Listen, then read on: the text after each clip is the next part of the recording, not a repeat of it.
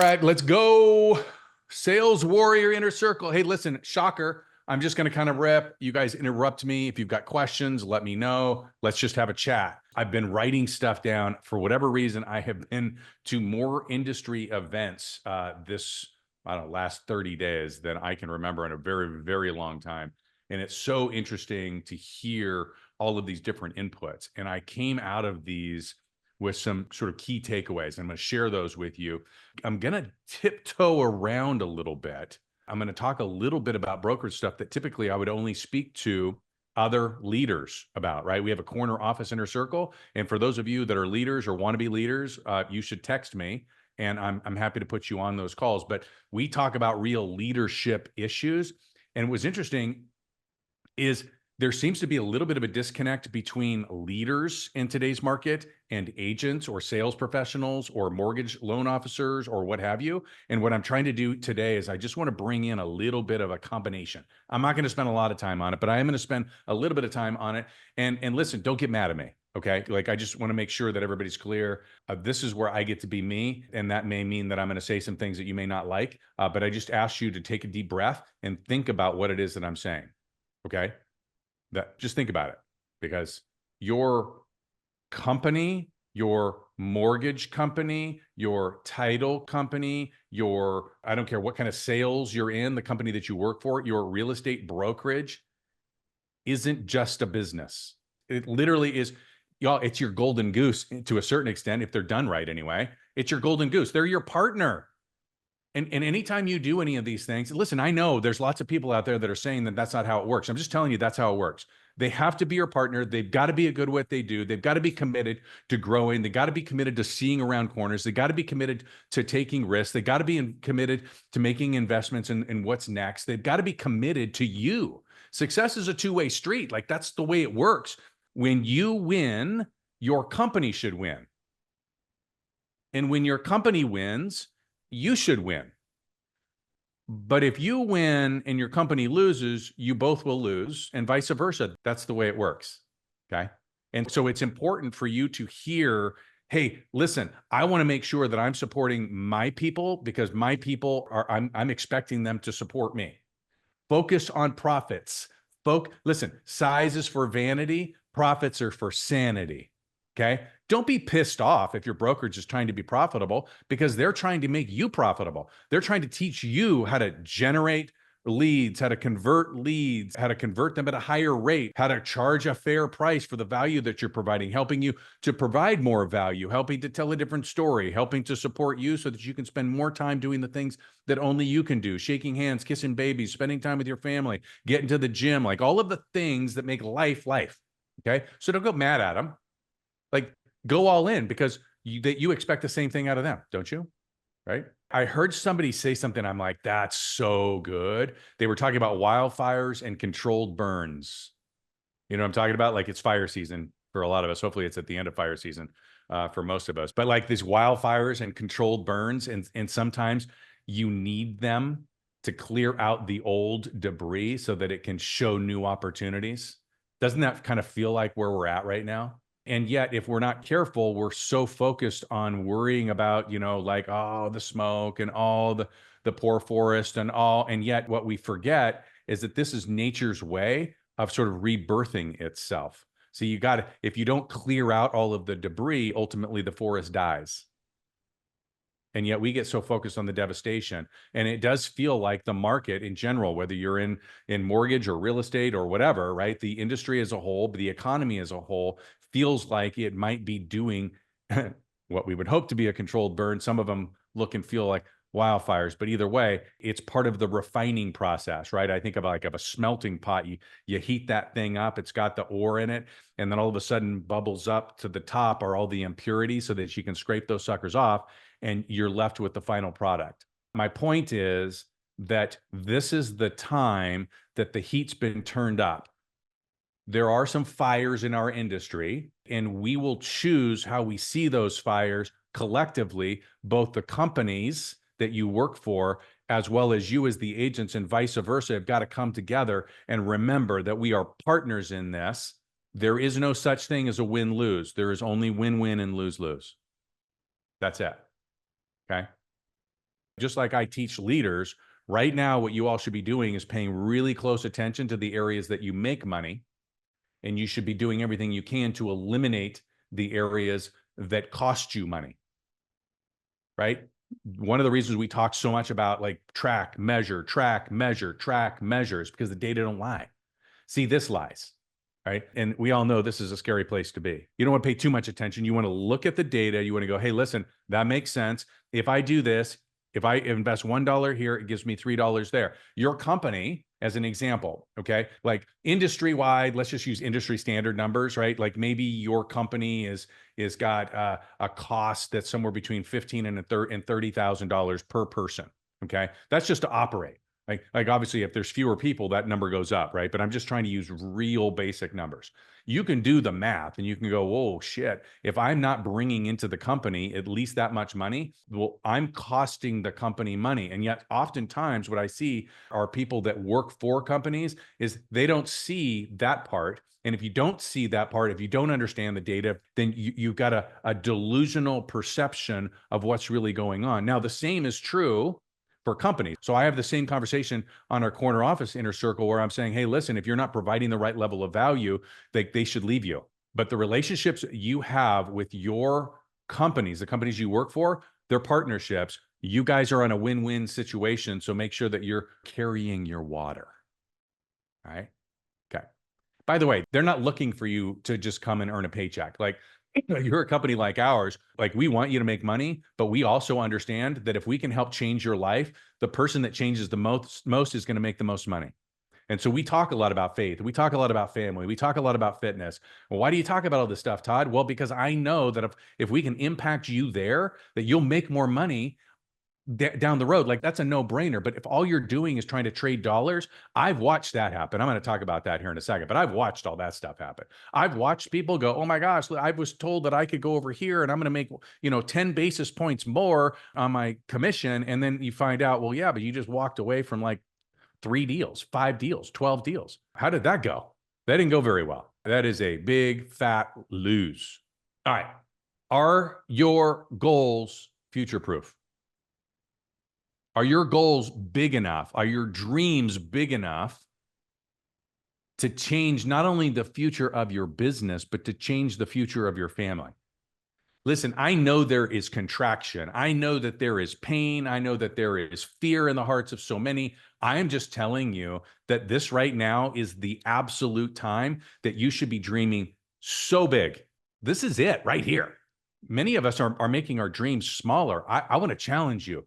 You are going into business planning season, right? Like starting in October, November, it's all the business planning season. Hopefully you'll be on some of our business planning classes, but this is the time where we should start really like dreaming about what the impact of our business could have on our families. Not just you, not just your kids, but maybe it's generational. And I know that seems odd, but it's not. Like that's part of when we talk about finance, how do we build something huge?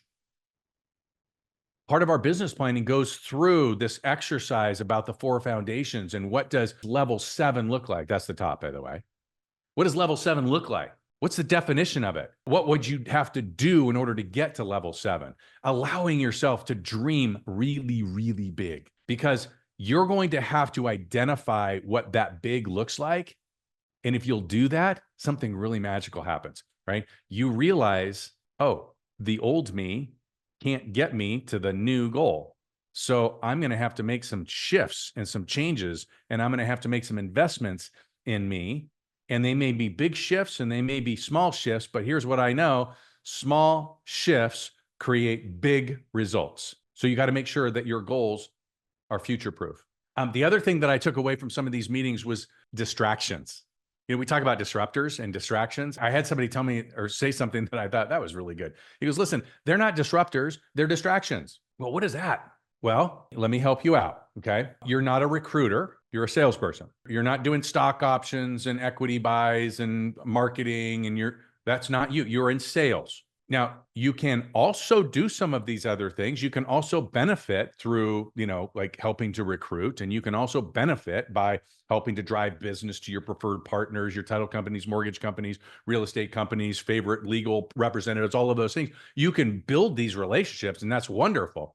But your primary job is you're in sales. And too many people lose sight of this. They end up watching their sales plummet.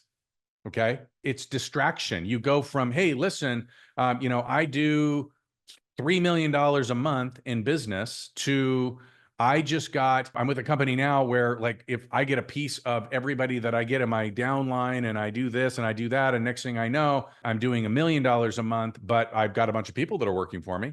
Well, that's great, but now your family's hungry. There's always been distraction. The problem, of course, in today's world is distraction has a voice where it didn't have before. We have this thing called social media. We have this thing called Wall Street. You guys probably saw my post. Listen, Wall Street wants you dead. In the mortgage, in the title, in the brokerage, they want you gone. I just be perfectly open, clear, honest.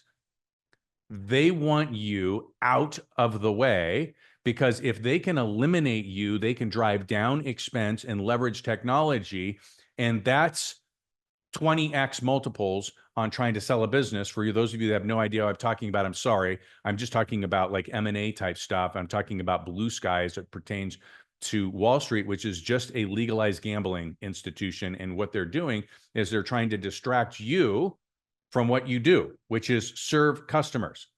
Okay. They don't care about your customers. They don't care about you as a loan officer, a title rep, or as a brokerage, as a salesperson, a real estate agent. They care about their shareholders. Okay. So don't get distracted by this. Stay laser focused on the fundamentals. What are those? Generating opportunities, driving conversions, serving more customers, solving more problems, solving bigger problems, being the best in the world at what you do. Hey guys, sorry for the interruption. I'm going to get you right back to the video, but most of you know me as a real estate broker, or maybe somebody who's built and scaled one of the fastest growing sales organizations in the country. What you may not know is that I also work with other sales professionals and leaders that are looking to grow and scale their businesses and just live badass lives. The one place that I have everybody start, the very first spot, is the lethal scripts for the sales warrior. I'm going to give you one for free today, just so that you can get a little taste of what it is that we're doing out there. So click on the link below. We'll send you the information, and let's get back to the video. I spent a lot of time talking to salespeople, about like, hey man, what's working? These are the top of the top. These people were at events where it was the creme de la creme, the best of the best in all of these different industries. And one thing that was over and over and over was that they were focused on the fundamentals. Sorry, boring, super boring. I know you were probably like, Todd's going to give us this one thing that's going to completely and totally change everything. Secret sauce, magic bullet, all of the things. No, y'all, we have heard it before. Walk-ins don't work. We don't get sign calls anymore. Online doesn't work. Social media doesn't work, except that's not what all of these people were saying. In fact, they were saying just the opposite. And if you look at the data proves otherwise. And I'm going to give you a real world, this is me example. I just talked to a guy this week who brought in nearly $30 million in real estate sales just this year from walk-ins and Google My Business. That's it. Walk-ins and Google My Business. Talked to another guy, heard about another guy, right? Under 18 months in the business, he's done 16 transactions, all from YouTube. How about that? All from YouTube. It works. Listen, open houses work. Sign calls are still happening. Walk-ins are still happening. Social media works if you understand how to use it and not get used by it. At the end of the day, as a real estate sales warrior, listen, we know how to turn these, so-called ineffective strategies and tactics into machines, into revenue generating machines. And y'all, there are people from all different parts of the real estate community that are on the call today. You understand that if you're in the mortgage business, the real estate agent's lead is your lead. Like that's the person you were looking for. And those of you that are real estate agents, you understand that mortgage person, that lead, that's the lead you're looking for. Can you see how important it is that you all come together, and you come together right now and you go, hey, listen, how do we take your dollar and my dollar, and we take our $2 and we exponentially increase the number of leads that we're generating, exponentially increase the amount of authority that we have in the space? I'm going to talk about that here in just a second. But y'all, what the world out there at large, these forces that are pushing against you, whether you even know it or not, they want you to be distracted from coming together and leveraging who you are with your partners, which are your companies, your leaders, your support team, your preferred vendors, your mortgage partner, your real estate partner, your title partner, all of that, your insurance, your home warranty, all of them. There's a saying that talks about like never let a good crisis go to waste. I don't like the saying, but I do like what it means, right? What it's saying is, hey, listen, in every crisis, in other words, with every door that closes, another one opens. When people are scared, that there's an opportunity for you to be brave, okay? When people are brave, when everybody's brave, it might be an opportunity to be scared, right? But right now there's a lot of fear in the world. There's a lot of blood in the streets, and it's an opportunity for you to identify, like, what does this mean for me? Where are the opportunities that I might have? And this is a shift of sorts in the industry. And I'm going to just ask you to reframe the way you look at some of these things as not scary, as not like, oh my gosh, the sky is falling. Like we talked about the whole NAR thing. There's a lot of conversation about NAR. By the way, I loved this. We had legal, like top legal folks that were up there saying, hey, listen, what happened in the industry on August 17th is the Y2K of real estate. Now, do you all remember? Who on this call remembers Y2K? What happened with Y2K? Ernie, tell me. Somebody. Clayton, tell me. What do you got? Unmute yourself. What was that? That was just the flavor of the month for why the sky is falling. That's right. Remember, the whole world's going to come to an end. Yeah. I was telling somebody, I was in Sun Valley, Idaho. I had this log cabin house downtown for sale, and in the basement, like there was this bunker, and they had like the dried food that somebody could have lived there, like a family of 5 could have lived there for like a year. Like the world was absolutely coming to an end. That was the Y2K. We spent so much time, money, energy, distraction, all of the things. And, at some point you got to look at it and go, gosh, the market has been a little bit challenging. How much of the market is challenging because the market is challenging? The economy is hard. But gosh, the interest rates were down, right? They were as high as almost 8%. And then like we saw them at 6.5%. And everybody was saying, oh, when it's at 6.5%, like the whole world, like everybody's going to be refinancing and people are going to be buying homes and like all this stuff's going to be, it didn't really happen. And you have to ask yourself, well, why? Well, was it because the market, or was it because that sales professionals were distracted with the Y2K of real estate? Fascinating, right? And you go, okay, well, so what do I need to do? Well, I got to get focused, right? Like this is the time. This is the moment that you all have been waiting for, that clients would stop trading on prices and start trading on value. This is the time where people looking for a mortgage aren't going to beat you over the head over a quarter of a point. They're going to say, gosh, can you get it done? Like, can I get to the closing table? This is the place where clients are going to be like, hey, listen, can you do it for 1.5%? They're going to be like, hey, can you get it done? I'll pay you more for the right solution. I don't want to pay you less for the wrong solution. This is the time right here, right now. So what do? We get out, interview more people, get more opportunities. I'm going to talk about some ways to get opportunities here in a second. Solve more problems, solve bigger problems, present. And every time you present, you should close. Y'all, listen to what I'm saying. Every time you present a solution to somebody, you should close. Well, what does that mean, Todd? Well, hey, listen, you said this was the problem, right? That we identified in the interview. This was a problem. Yes. Okay, great. So I think I have some solutions. Maybe I'll give you some alternatives. Here's 1, 2, and 3. All right. I present you to number 1. Do you like that one? Yes. Would you like to buy it? That's closing. That's it. Oftentimes people sit back and they go, well, here's option 1, here's option 2, here's option 3. What do you think? No, that's not closing. Listen, I've solved the problem. If you like my solution, you'll buy it. If you don't like my solution, you won't buy it. If you say, no, I'm not buying it, gives me an opportunity to go back to the interview because obviously I missed something and I need to ask better questions. We all know that you have to ask for the business more than once. And yet, oftentimes, most sales professionals, they miss even asking for the business once. And yet you're going to have to get used to asking for the business at least 5 or more times, because that's where 94% of the sales happen.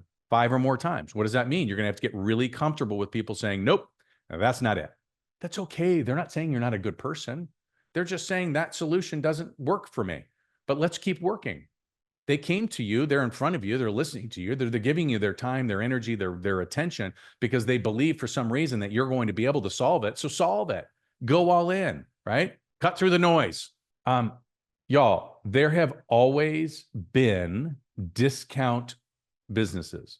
Can we agree with that? In every industry, there's always been a discount business. We were talking the other day, the #1 real estate brokerage franchise. Who knows the answer to this question? What was the first real estate brokerage franchise? Century 21. There you go. C21. Does anybody know what the second one is? It was Help You Sell. And it was a company that offered transaction fee deals. And I think today, I don't know what the number was back then, but that was back in the 70s, right? So, today it's whatever, $500, whatever it is, right? So there's always been somebody out there that said that they would do it for less. Now, here's the interesting thing. They didn't last. They didn't last because they were making promises that they couldn't pay for, right? See, when the market is really, really good, you can say, hey, listen, yeah, I can do that loan for nothing, right? I'll do it for zero. In fact, I'll pay you for you to do the loan with me. And that's fine. Listen, now all of a sudden it gets a little bit harder. Some of those people can't even get a loan closed because they're making promises that they can't get approved. And then, of course, you find out, well, shit, the business didn't make it. Well, why didn't the business make it? Well, because they couldn't afford to pay their bills. We talked before, like, you want great partners. You want people that are providing value, and you guys are at a win-win. By the way, when a company closes, what do you think happens to the LOs? What do you think happens to the title officers? What do you think happens to the real estate agents? Well, they all have to scatter. They got to reinvent themselves. And they were trained to be discounters, not value sellers.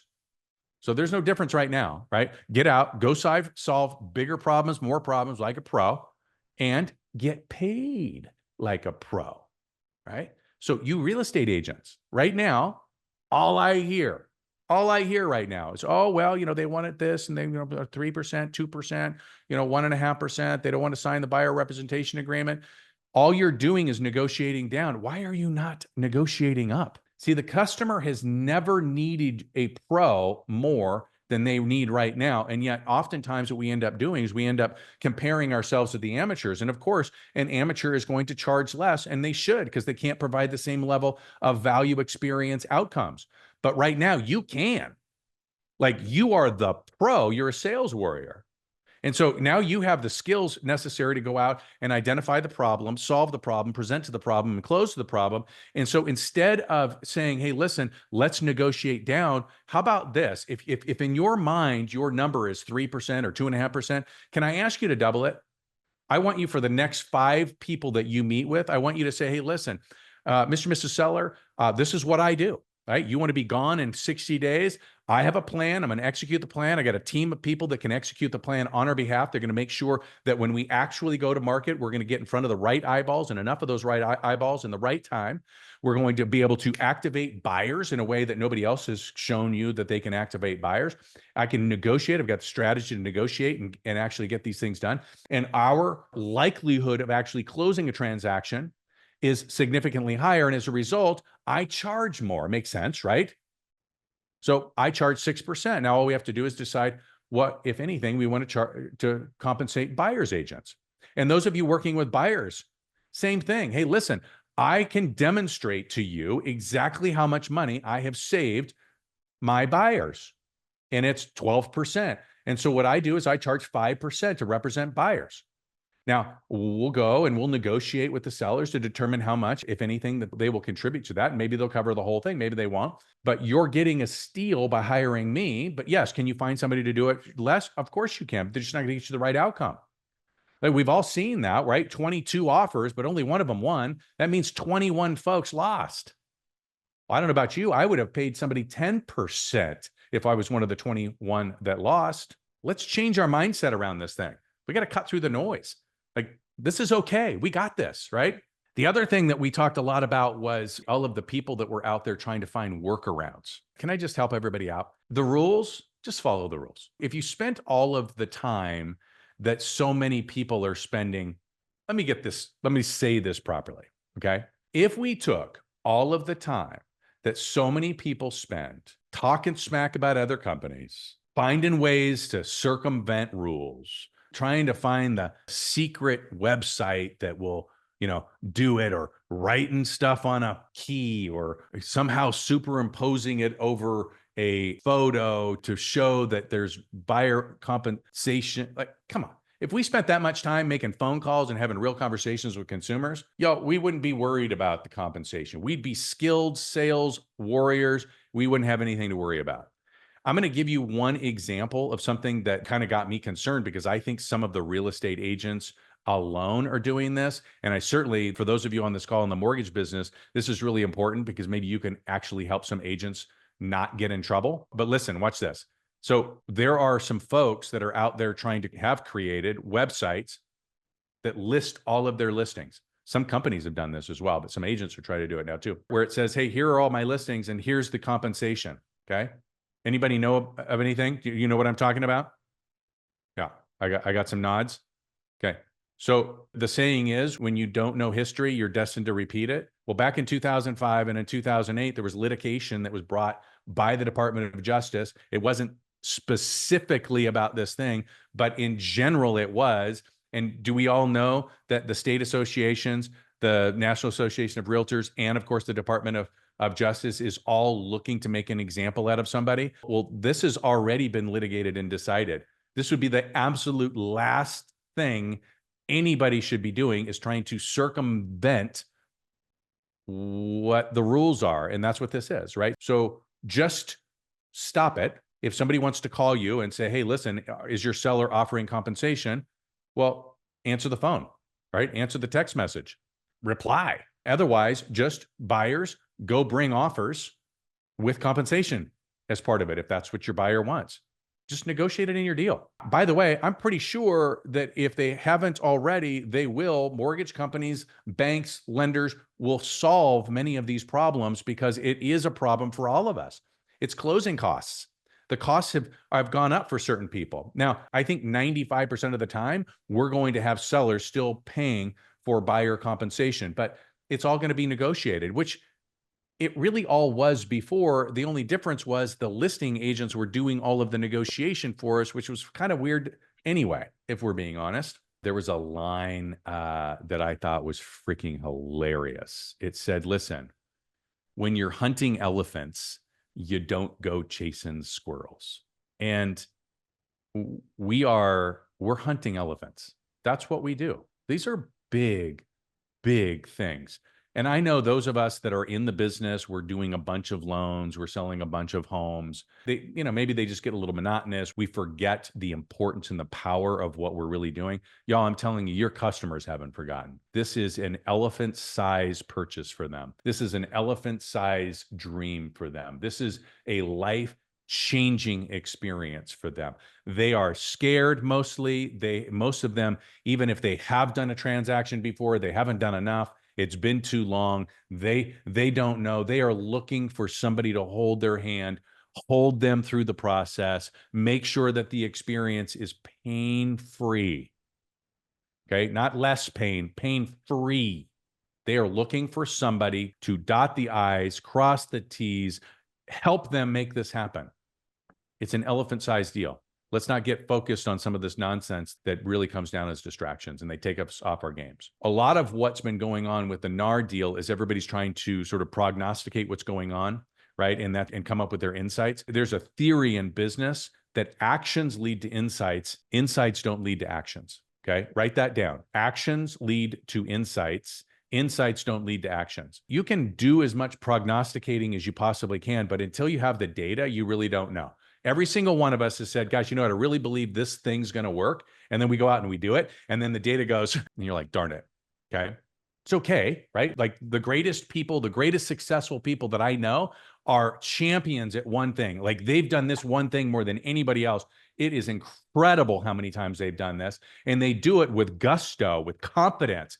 And that one thing is fail. They're not afraid to fail, and they fail over and over and over again, and they don't care. And if you look at their knees, they probably look like Aaron Cox's knees, right? Like they're just beat to hell. All of it, from my feet to my hips. That's it.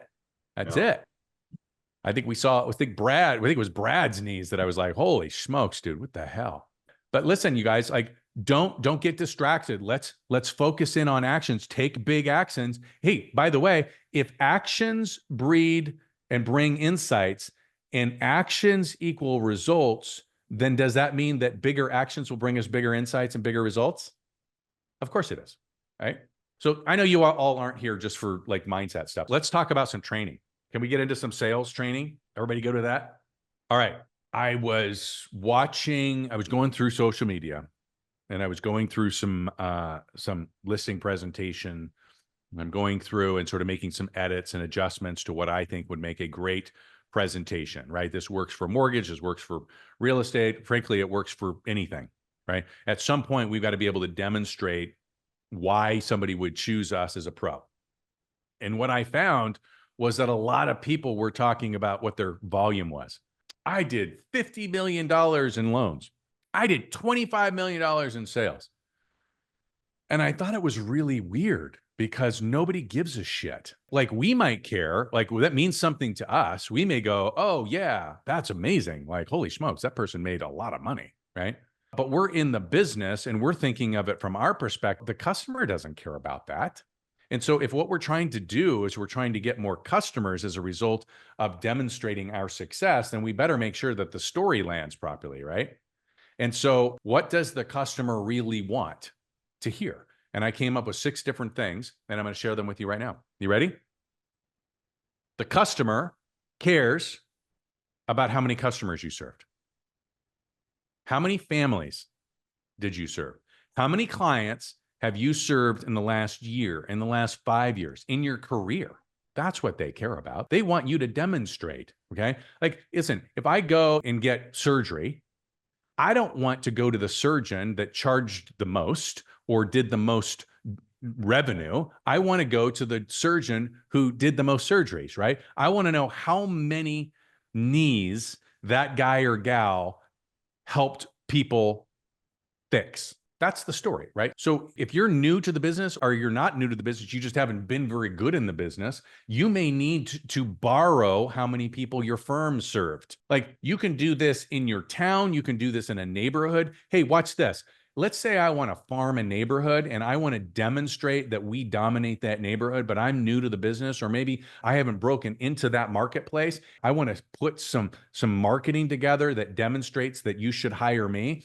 Maybe I go to my company and I say, how many loans have we done in this neighborhood? How many homes have we sold in this neighborhood? And I throw those things into ChatGPT and I throw them into Google and I say, drop pins on a map. And that becomes, hey, look at that. This neighborhood of 1,000 homes, our company, we have sold 200 homes. We've helped 200 families. Like that's what people care about. Number 2 is reviews. Hey, just a quick little interruption. As you know, I work with some of the best sales professionals and leaders who are looking to grow their businesses, build exceptional lives on the planet. And what I'm doing is I'm giving away $50,000 worth of coaching and training absolutely free. All you have to do is enter the drawing below, click on the link, enter your information, tell us just a little bit about you, and you could qualify for $50,000 worth of free coaching and training. Let's get back to the video. If you challenge whether or not reviews are important, all you need to do is go to Google and you can sort of see on the organic search where people come up. Okay. If you're looking for the best title companies, if you're looking for the best place to get a mortgage, if you're looking for the best real estate agent in that marketplace, they're going to come up based on whether or not you have your profile. Well, some people don't even have one, right? So that would be a place. You start there, but do you have a profile? Is it completed? And number 3 is, how many reviews do you have? There is nothing better than third-party validation, y'all. Nothing. Nothing is better than that. All right. And again, Google proves it. But you got to adopt a strategy to obtain more reviews than any other agent in the marketplace. I will almost guarantee you, because I haven't looked up every single one of your markets, but I would almost guarantee you that it's a pretty low bar. Like if you had 30 or 40 or 50, you would be in the top 3. Okay, reviews. So it's not that big of a deal, but you can adopt a strategy. I might know a guy. I might see some people on here that are sales warrior coaches. Where are my sales warrior coaches? Let me see you. There you go. Okay. Sales warrior coaches that know the strategy behind how to get reviews. Number 3, testimonials. Has anybody heard that video is important? Like only for like 15 years. So if video is important, it would be safe to assume that video testimonials would also be very important, right? I have an opinion about this. You may disagree. I'm just going to give you my opinion. You do whatever you want with it. I don't think that this is the overproduced. I don't think this is like I get my videographer and they got them mic'd up and I'm interviewing them and that's what I'm talking about. I literally am like, hey, listen, oh, hey, Todd, thank you so much. I really appreciate it. You did amazing. You got us out of the house and that was fantastic. You did it faster than you said you were going to do it. And we got a record-breaking price. And just wanted to tell you, me and Shannon, we're so happy and thank you so much, right? It's that kind of deal. I like the phone should be almost shaking around, right? I think those are way more impactful than the overproduced ones. Now, maybe you give them some sort of a simple 5-question framework or something the client can use to make sure that you get the right information, but like let them shoot it. Let it be a video to you telling you, Jimmy, I just wanted to thank you.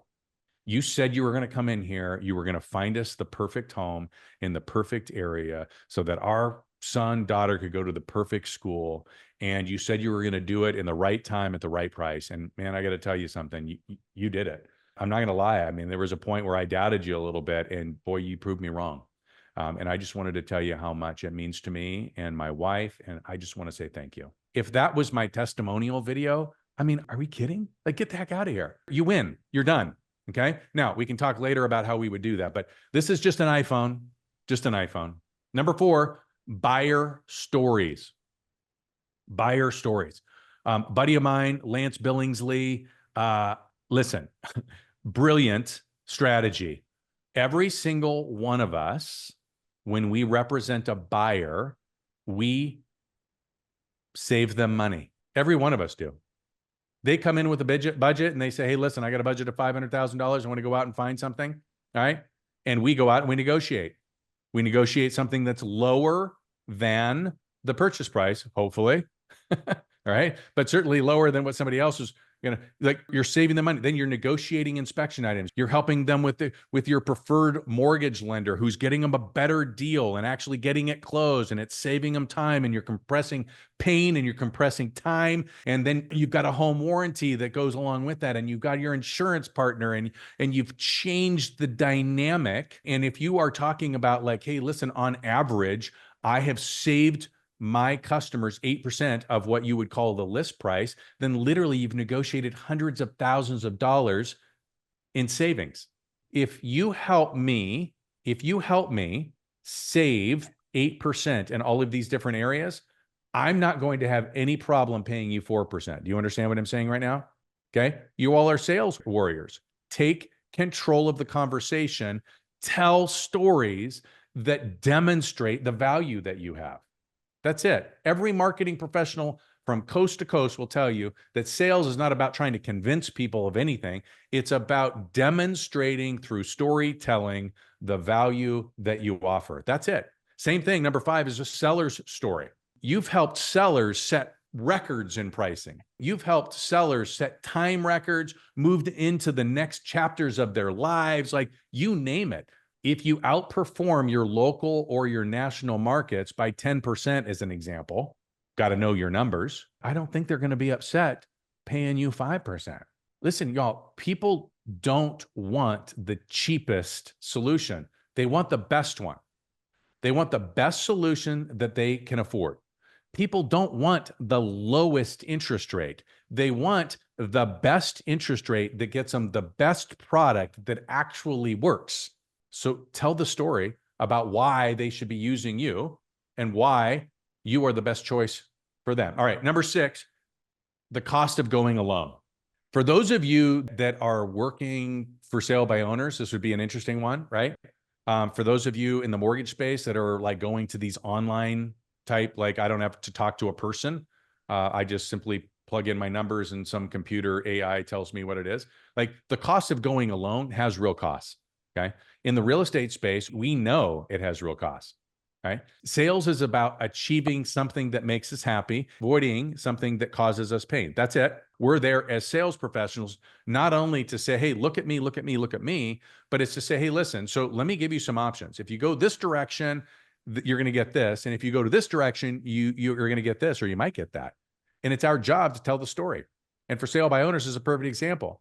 We all know the math. The National Association of Realtors puts it out. For sale by owners, sell on average for 18% less than those properties that are sold that are represented by an agent. I mean, that's almost a mic drop. But if we do the math, I'm pretty sure that nobody's going to complain about paying you a 7% commission if you can help them save 18%. But it's about telling the story. Okay? It's about telling the story. I want to talk just for a second. This is a story about Fern McKenzie. Fern McKenzie's no longer with us. She was a legend in Idaho real estate, but everybody wanted to be Fern. Everybody wanted to be Fern. I always loved that because everybody tried to be what Fern was at the moment that they saw her, which was after she had become successful. So those of you that are salespeople, you look up to somebody in your company, whether it be, the #1 mortgage loan officer or the #1 real estate agent in your company. I just need you to hear me really loud and clear. The problem with real estate agents and their companies is not coaching, it's training. It's not coaching, it's training. And this is what I mean by that. Most people don't need a coach. Because I can guarantee you one thing, you don't need a coach if you don't have the skills. Now, once you have the skills, coaching is incredibly powerful. And I might know a few, but everybody needs training. And the top 20% of any sales, they're committed. See, they have a different commitment level. This is that part where I don't want to be a jerk, but I want you to hear me really loud and clear. If you want to be like one of those top people in your office and you're not them yet, I'm going to tell you something right now. There's something that those people can't quite articulate, or they don't want to because they don't want you to feel bad. They're just more committed. You're just interested. They will cut a bitch before they lose. They will do whatever is necessary, whatever is required to win, period, end of story. They will do the work. You hear me say it like they are men and women of their word. When they say they're getting up at 5 o'clock, they don't hit the snooze bar.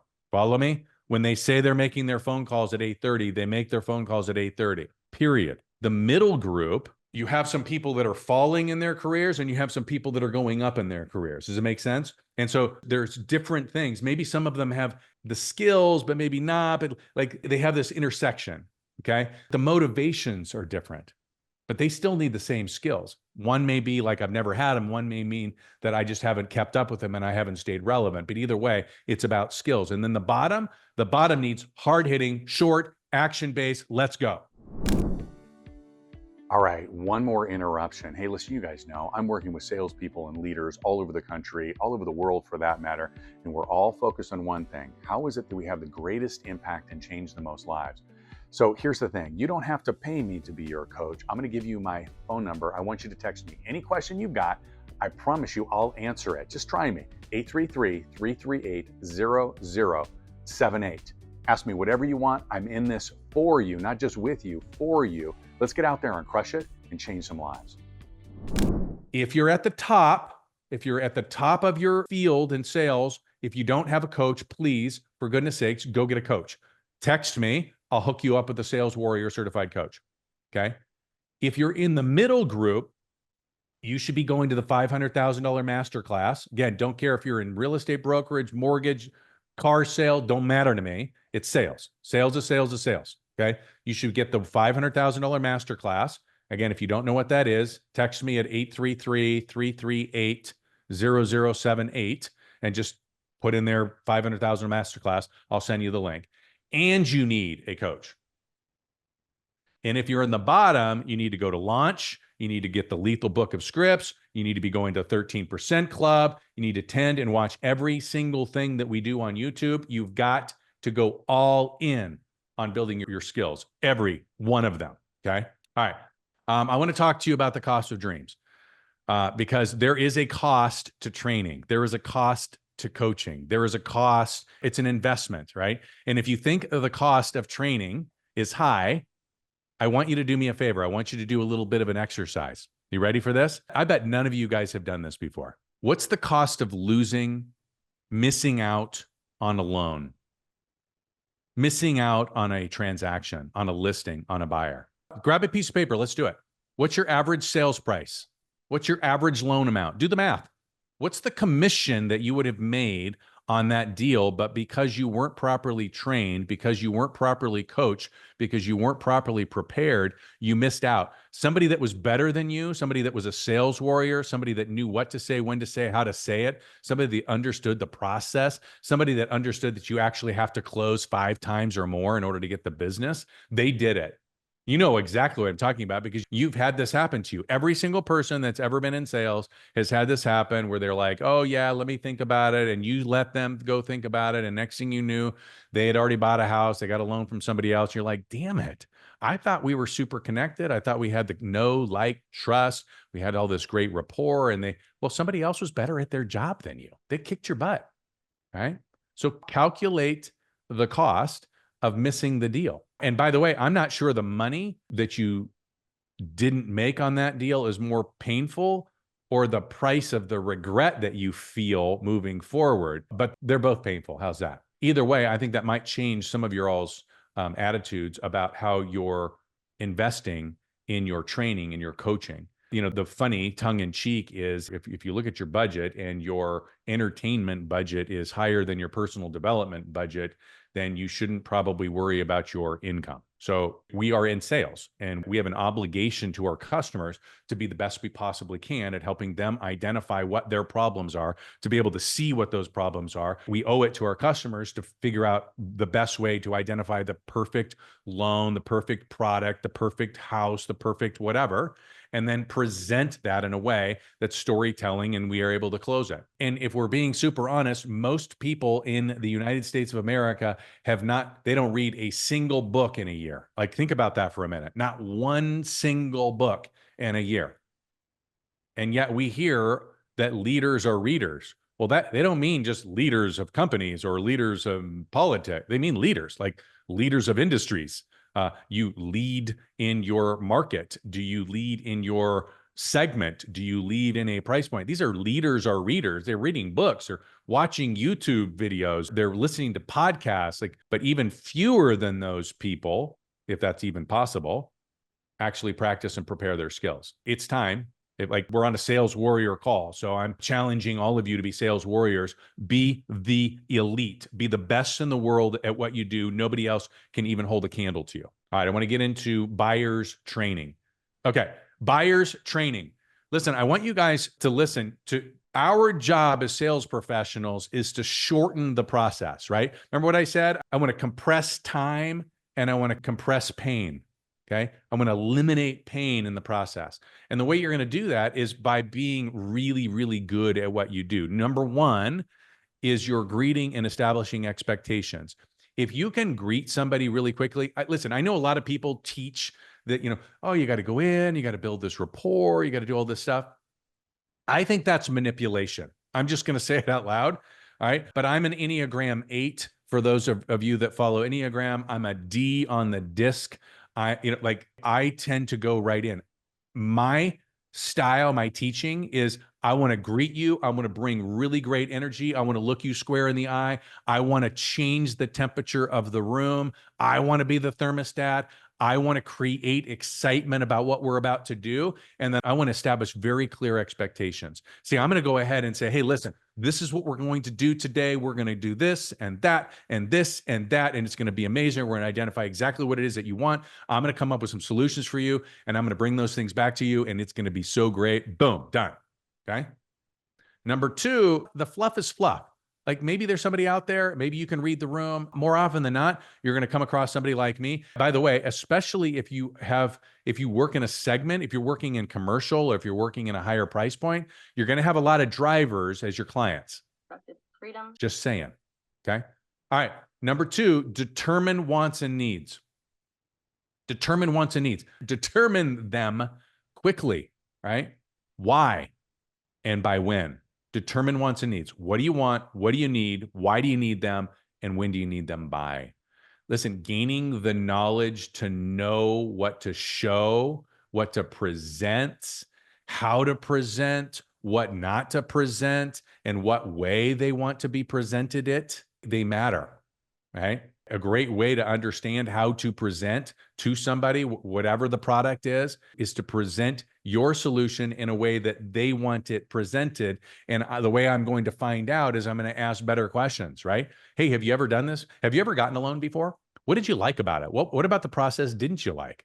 What would you have done? What would you have needed for it to be a level 10 experience? See, all of these questions are ways for you to learn from them exactly what you need to tell them. Because so many salespeople, what they want to do is they want to tell them everything that they want to tell them instead of what the customer wants. Make sense? All right, number 3, select the product and present. Presentation based on what they want and need, not what you want and need, not what you think they want and need. I'm going to go back to showing a house. Listen, if you're showing somebody a house and they're like me, it's all about views, baby. Got to have the views. Got to have the views. Listen, it could be the perfect house, but if it's in a hole, I'm not buying it. Okay? Got to have the views. You don't go in and you show them everything else, and then at the very end, you show them the views. That's dumb. I didn't care about that room and this room and the pantry and all that stuff. Take them to the views. You follow? Stop with the nonsense. Like, give them what they want. Show the property the way they want to see the property. If they want to know that thing, show them that thing, period. Okay? By the way, if you go and you show it to them and it's not what and you're like, that's weird, that may be an indication that you missed step 2, right? Determining what they want and need. All right, number 4, make a proposal. Listen, if I'm presenting a loan product and I say, hey, listen, I think this one right here might be really good for you. Let me walk through the details of that with you. Once I walk through the details, I'm going to ask for the business. I'm not going to ask for the business 50% of the time. I'm going to ask for the business 100% of the time. Every single proposal you'll make is one that you think could solve